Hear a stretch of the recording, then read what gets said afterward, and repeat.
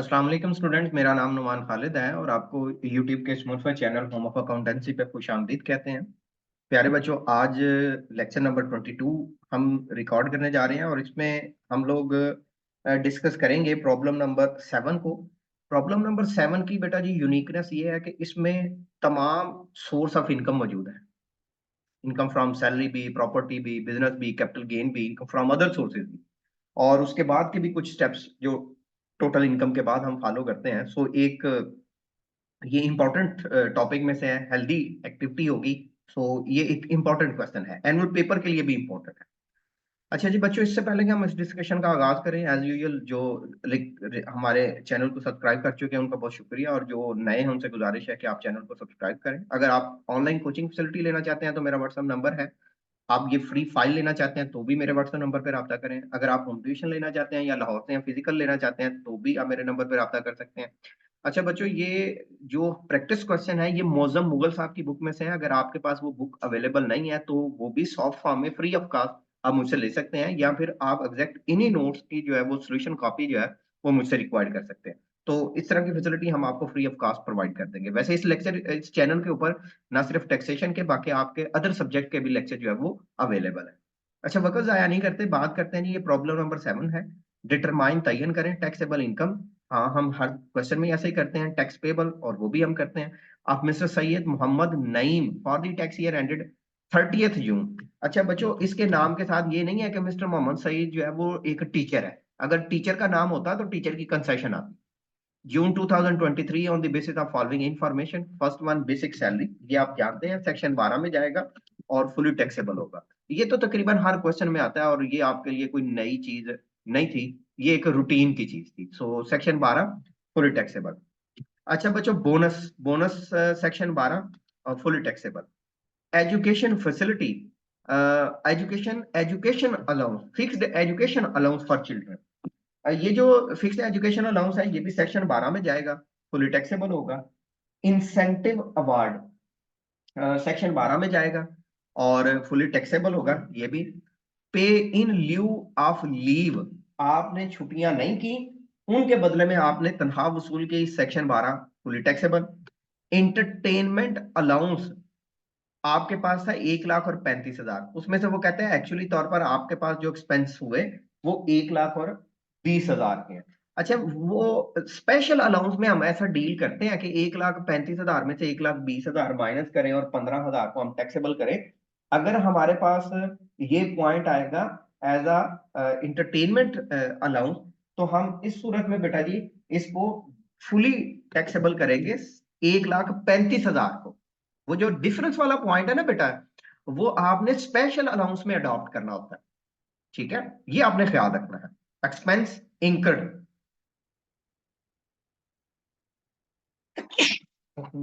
Expense incurred, अखराजात रूनुमा हुए हैं for work from home under the Covid guideline. अच्छा बच्चों, ये एक्सपेंस हुए हैं, एक्सपेंस सोर्स ऑफ इनकम में अल्हम्दुलिल्लाह नहीं आ सकता। एक्सपेंस और सोर्स ऑफ इनकम में तो डिफरेंस है ना। सो ये एक्सपेंस दिया हुआ है, इसको आपने बेटा जी किसी भी जगह पे डील नहीं करना। ये आपके लिए अलाउएबल डिडक्शन नहीं है, इस पे कोई बेनिफिट नहीं। तो ये ना किसी सोर्स ऑफ इनकम में आएगा और ना ही किसी जगह डिडक्शन में आएगा। Interest free loan taken from friend through cross cheque. अच्छा, ये इंप्लॉयर के अलावा लोन है, ये 39 में जाएगा। ये क्रॉस चेक के जरिए है तो ये एग्जेम्प्ट हो जाएगा। सो ये वाला जो पॉइंट है इंटरेस्ट फ्री वाला, ये आपके लिए सेक्शन 39 और फुली एग्जेम्प्ट होगा। रेंटल इनकम फ्रॉम प्रॉपर्टी, हाँ जी, ये आपके पास आ गया इनकम फ्रॉम प्रॉपर्टी का, ये आ गया जी सेक्शन 15 में, और हम इसको फुली टैक्सेबल करेंगे। लेकिन इसमें से आपने माइनस करना है रिपेयर अलाउंस को, और रिपेयर अलाउंस जो है वो हर दफा क्वेश्चन में 1/5 जो है वो चार्ज किया जाता है of rent chargeable to tax का। इस क्वेश्चन में रिपेयर अलाउंस लाजमी चार्ज किया जाए। अच्छा जी मेरे बच्चों, अब हम बात करते हैं adjustable advance rent receive from tenant. हमने किराएदार से एडजस्टेबल एडवांस रेंट रिसीव किया। ये जो एडजस्टेबल एडवांस रेंट है ये बेटा जी किसी जगह पे कंसीडर नहीं किया जाएगा। अगर लफ्ज अनएडजस्टेबल एडवांस रेंट होता तो हम इसको 1/10 लेकर ऐड कर देते इनकम फ्रॉम प्रॉपर्टी में। अभी ये जो एडजस्टेबल एडवांस रेंट रिसीव है, ये हमने किसी जगह नहीं लिखना। इसकी वजह ये है कि ये किराए की मद में ऑलरेडी एडजस्ट हो जाना है। ठीक है, तो ये ऑलरेडी इस 3,50,000 रुपए में एडजस्ट हो चुका था, इसलिए हमने इसको डील नहीं करना। नेक्स्ट पॉइंट है जी हमारे पास कैपिटल गेन। अच्छा, ये आप लिख ले जी, नो ट्रीटमेंट, ताकि आपको याद रहे कि इसका हमने क्या करना था। Capital gain on plot allotted to dependent of शहीद of Pakistan armed forces on 3/6/2018। ये बेटा जी आपके पास है तो कैपिटल गेन का सेक्शन, लेकिन ये सेक्शन 37 में ही जाएगा और ये एग्जेम्प्ट रहेगा। इसके ऊपर कोई भी टैक्स नहीं चार्ज किया जाएगा। उसकी रीजन ये है कि ये शहीद है ऑफ पाकिस्तान आर्म्ड फोर्सेस का, इसलिए इसके ऊपर टैक्स चार्ज नहीं किया जाएगा। अदरवाइज हम गेन को डिफरेंट कैटेगरीज में डील करते हैं, तो फिर हम उन कैटेगरी के मुताबिक टैक्स चार्ज करते हैं।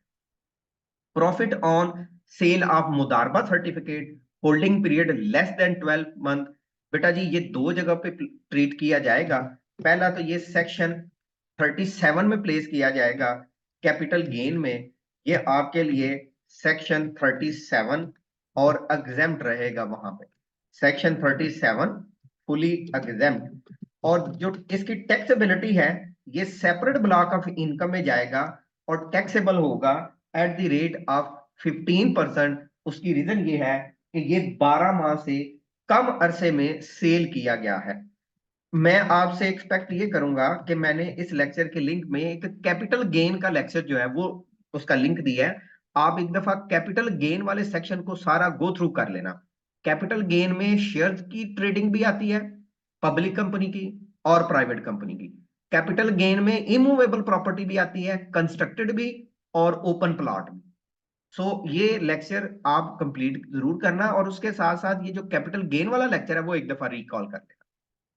इनकम फ्रॉम फिश फार्मिंग, ले बच्चे ये जो फिश फार्मिंग है ये आपके लिए सेक्शन 18 में जाएगा, सेक्शन 18 और फुली टैक्सेबल।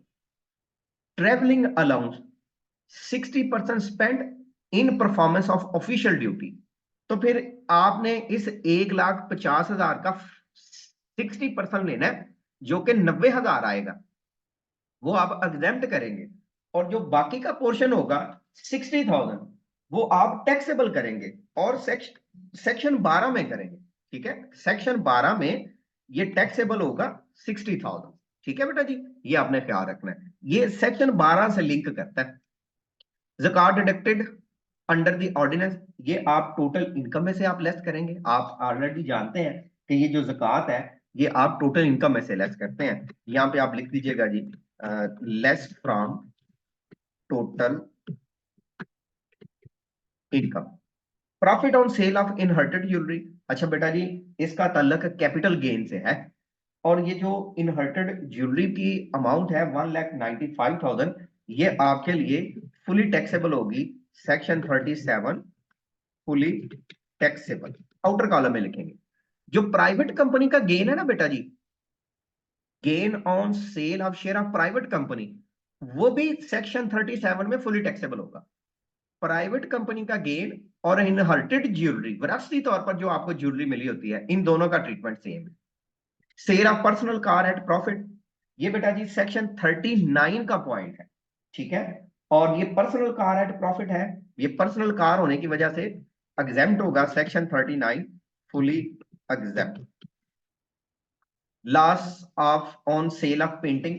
अच्छा, ये पेंटिंग सब कल्चर वगैरह ये तो आते हैं आपके पास कैपिटल गेन वाले सेक्शन में, सेक्शन 37 में जाएगा, सेक्शन 37 एंड एग्जेम्प्ट। उसकी वजह यह है कि इस क्वेश्चन में अगर पेंटिंग का गेन होता तो आपने उसका लॉस उसमें से एडजस्ट करना था, अदरवाइज आपने इसको डील नहीं करना होता। वैसे एक थ्योरी का पॉइंट है, लॉन्ग क्वेश्चन है, set off and carry forward of losses, उसका लिंक भी मैंने इस लेक्चर में रखा है, और तो ये है कि आप वो भी उसको एक दफा रीड करें, set off and carry forward of loss. Contribution by the employer in approve superannuation fund, approve superannuation fund में जो है वो कंट्रीब्यूशन की गई है, ये आपके लिए सेक्शन 12 में जाएगा, इनकम फ्रॉम सैलरी में, और ये एग्जेम्प्ट रहेगा, टैक्सेबल नहीं होगा। Professional books purchase.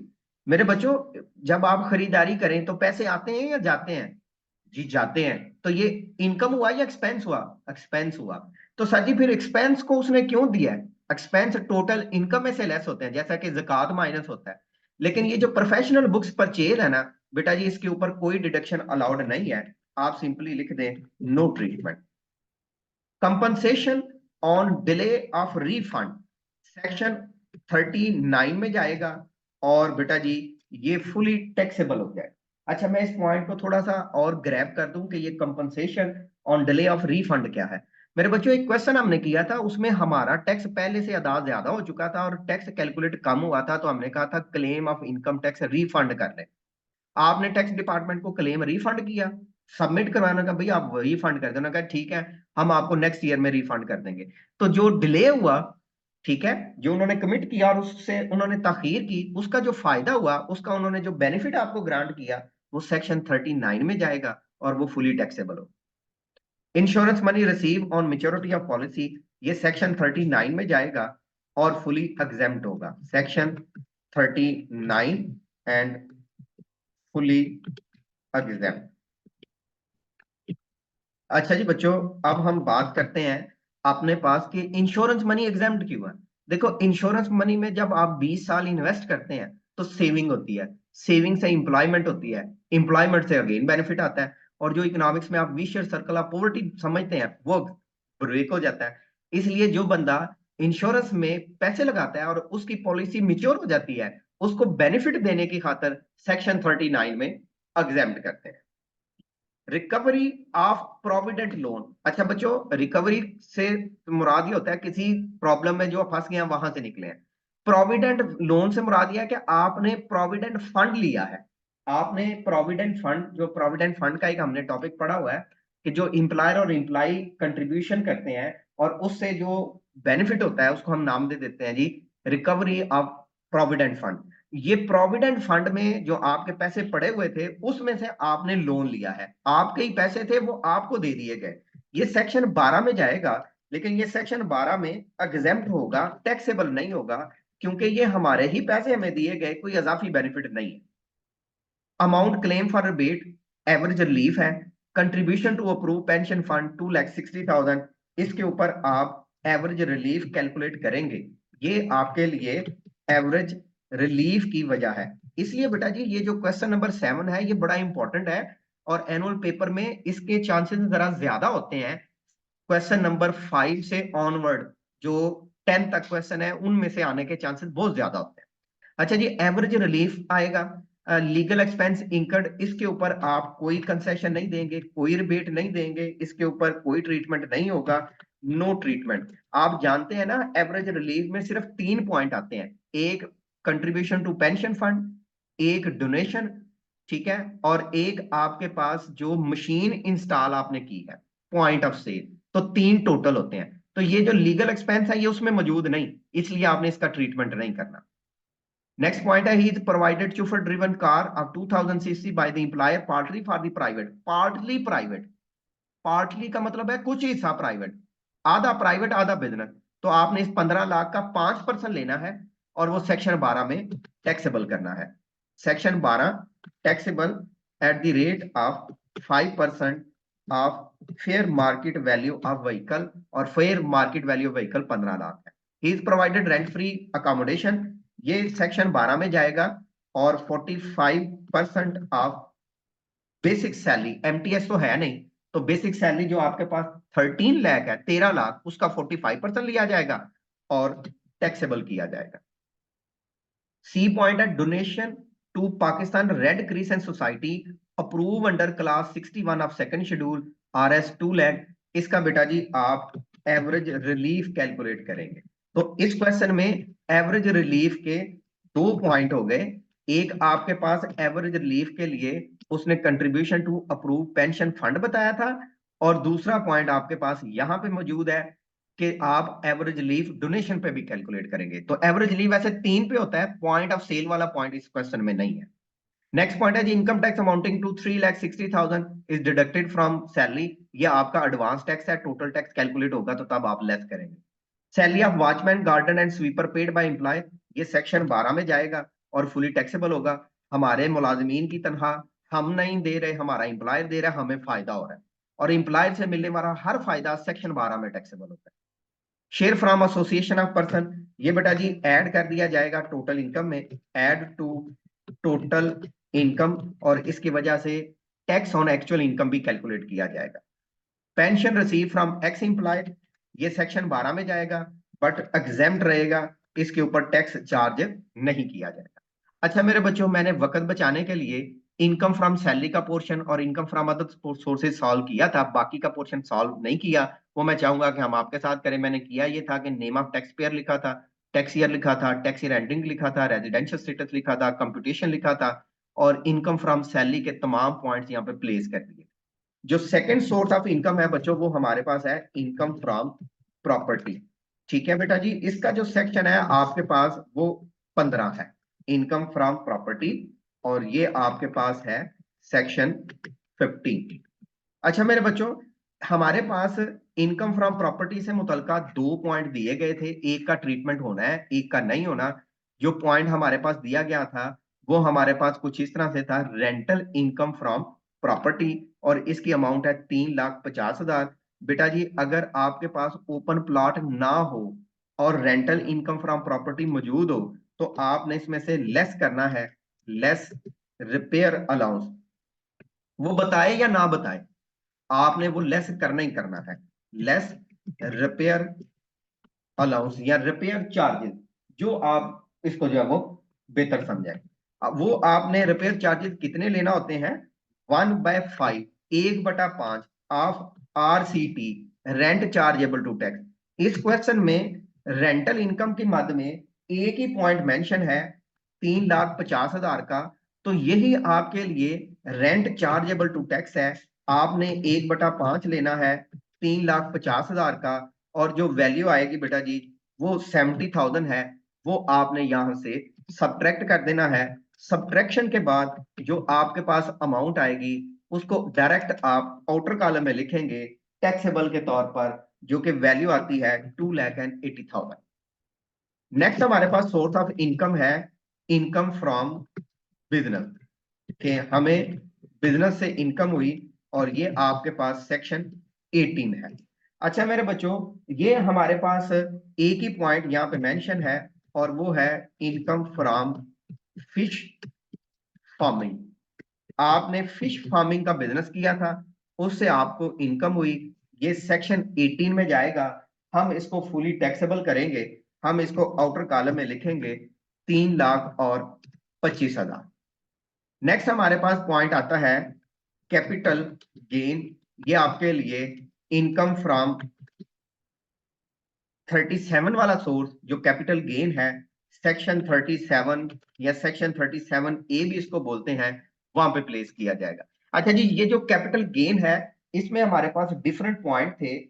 इनमें से एक हमारे पास पॉइंट था जो कि गेन ऑन सेल ऑफ शहीद का पॉइंट था, कि हमने गेन किया, कैपिटल गेन ऑन प्लॉट जो शहीद से मुतलका था, वो वाला पॉइंट, उसको हम लोग यहाँ पे अभी डील कर लेते हैं। Capital gain on sale of plot allotted to dependent of शहीद, ये जो पॉइंट है ये सेक्शन 37 में जाएगा, ये बेटा जी एग्जेम्प्ट हो जाएगा। अच्छा ऐसा करते हैं कि इन तमाम पॉइंट्स को जो जो सेक्शन 37 के है अभी कॉपी कर लेते हैं, और उनको यहाँ पे 1 बाय 1 ट्रीट कर लेते हैं, ताकि हम किसी भी कंफ्यूजन मुमकिन से बच सके। अच्छा ये मैंने बेटा जी यहाँ पे पॉइंट प्लेस कर दिए। पहला पॉइंट तो हमारे पास आ गया जी, यहाँ पे प्लेस कर दें।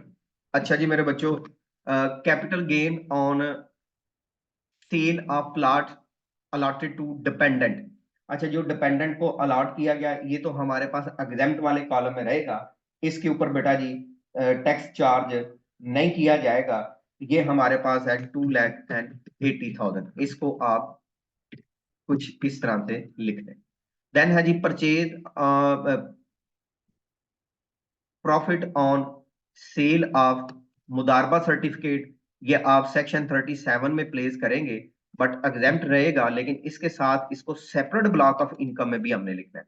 अच्छा जी, इसकी जो अमाउंट है सेपरेट ब्लॉक ऑफ इनकम में प्लेस के लिए वो है जी 1,25,000। Income from fish farming business ये हमने कर दिया। ट्रेवलिंग अलाउंस ये हमने कर दिया है, ज़कात इससे मुतलका नहीं है। हाँ जी, profit on sale of inherited jewellery ये सेक्शन 37 में आएगा बेटा जी, और ये आप यहाँ पे फुली टैक्सेबल के तौर पर लिख देंगे। अच्छा जी बेटा जी, इसकी अमाउंट है 1,95,000।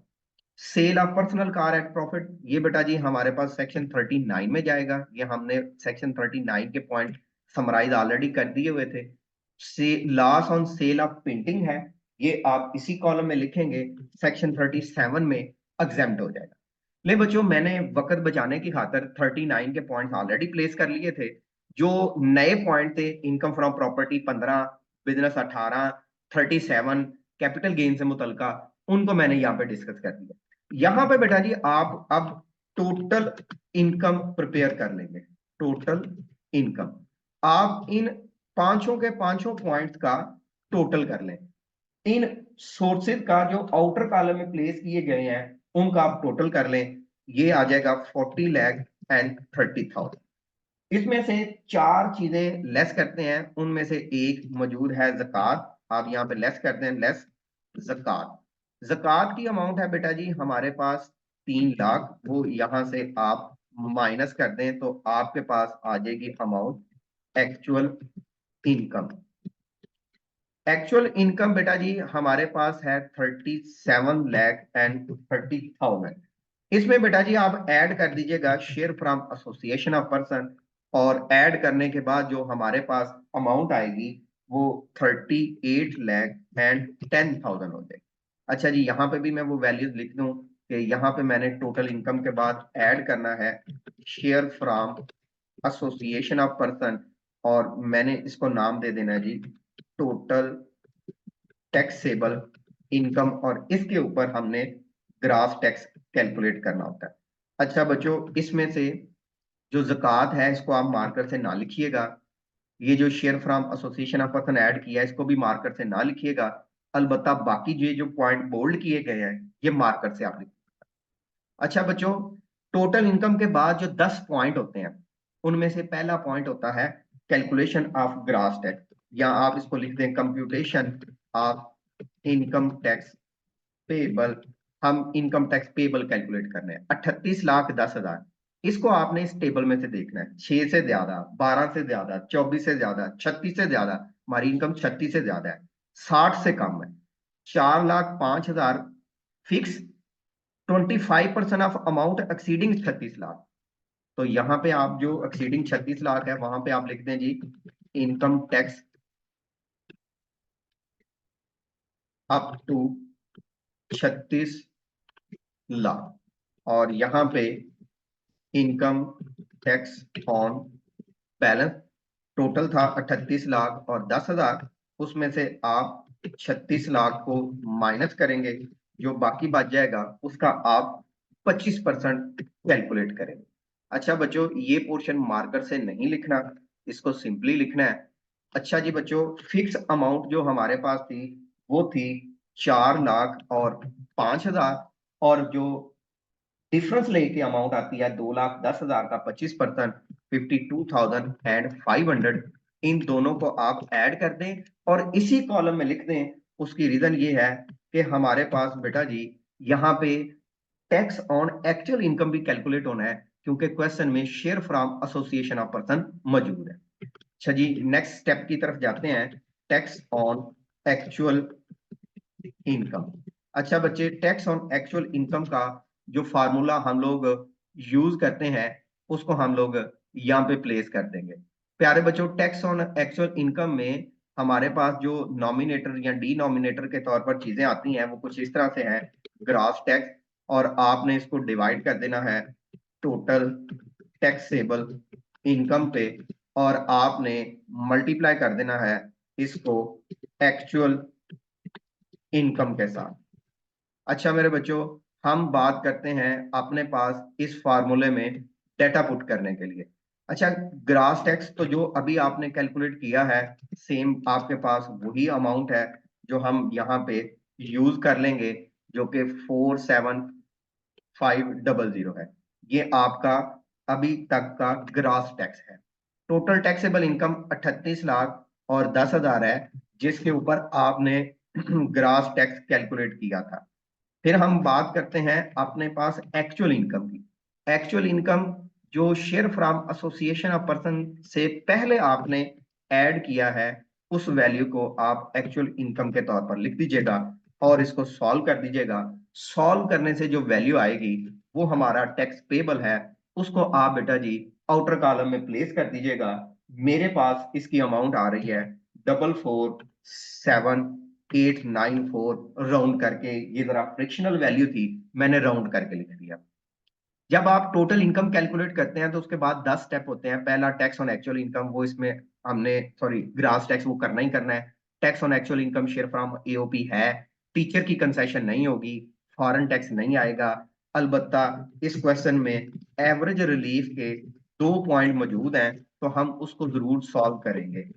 वैसे बेटा जी जो एवरेज रिलीफ के लिए हम फार्मूला यूज करते हैं, उसको हम देख लेते हैं कि वो हम फार्मूला कौन सा यूज करते हैं। उसमें बेटा जी हम फार्मूला यूज करते हैं grass tax divided by total taxable income multiplied by amount admissible for relief. ये जो अमाउंट एडमिसिबल फॉर रिलीफ है ना बेटा जी, ये अभी तक हमारे पास डिफाइंड नहीं है। ठीक है, ये हमारे पास अमाउंट ग्रास टैक्स की भी मौजूद है, टोटल टैक्सेबल इनकम की भी मौजूद है, लेकिन हमारे पास अमाउंट एडमिसिबल फॉर रिलीफ मौजूद नहीं है। उसके बेटा जी 2 पॉइंट है, एक तो है डोनेशन और एक contribution to approve pension fund. Contribution to approved pension fund. बेटा जी डोनेशन की भी सर्टन लिमिट्स डिफाइन की गई हैं और contribution to approve pension fund की भी सर्टन लिमिट डिफाइन की गई है। तो पहले तो आप डोनेशन को देख लें कि इसमें अमाउंट एडमिसिबल फॉर रिलीफ कैसे आपने फाइंड करना है। आप यहां पे लिख दीजिएगा जी जो अमाउंट है, या फिर आपने इसका कंपैरिजन करना होता है 30% ऑफ एक्चुअल इनकम के साथ। मेरे बच्चों जो हमारे पास डोनेशन है उसको तो आप मार्कर से चाहे लिख लीजिएगा, लेकिन जो बाकी का पॉइंट है वो आप मार्कर से ना कीजिएगा। जो डोनेशन की अमाउंट थी वो थी 2 लाख, या फिर हमने लेना है 30% ऑफ एक्चुअल इनकम। बेटा जी हमारे पास क्वेश्चन में जो एक्चुअल इनकम है वो 37 लाख और 30 हजार है। बेटा जी आप इसका 30% लें तो हमारे पास जो अमाउंट आती है वो इस अमाउंट से गालबन कम आती है, और वो ऑलमोस्ट जो हमारे पास अमाउंट होगी वो हायर वैल्यू होगी। तो हम क्या करेंगे कि इसी वैल्यू को, अगर आप इस वैल्यू को सॉल्व करें, लेट्स सपोज कि मैं इसको सॉल्व भी कर लेता हूं ताकि हम इसको एग्जैक्टली देख सकें।